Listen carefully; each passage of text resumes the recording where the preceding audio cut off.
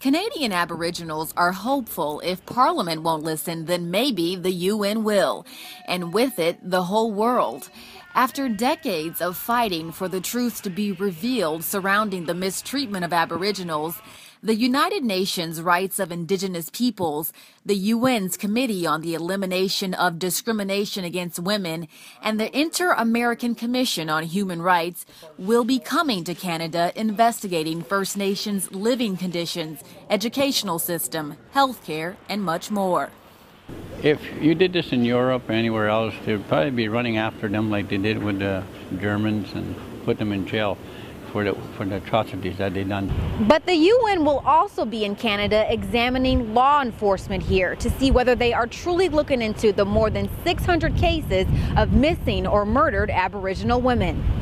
Parliament has agreed to appoint a special committee for missing and murdered Aboriginal women, but so far has not met the demand for a national public inquiry, even while most provinces recently have. Concerning Aboriginals, already the Canadian government says it stands by its record on human rights and insists transparency exists. Time and time again, Canada has spoken out against discrimination and violations of freedom.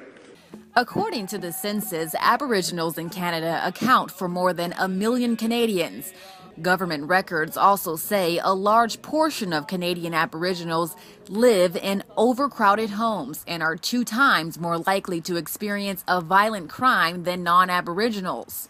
I think there's a big momentum right now in the history of the world where we need to recognize and acknowledge Aboriginal peoples here in Quebec, in Canada, in the rest of the world. Other countries have also asked Canada to address the living conditions of Aboriginal people.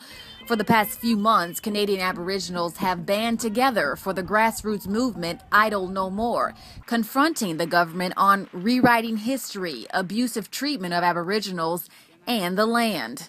We feel the need for people to get the knowledge, like man, I feel so cheated in my education. I've never been taught about First Nation. It was recently revealed by an official watchdog that Aboriginals in Canadian prisons is rising at an alarming rate, and the prison service is not taking care of Indigenous inmates properly. The UN's investigation is expected to be revealed next year. Ashante Hathaway, Press TV, Montreal.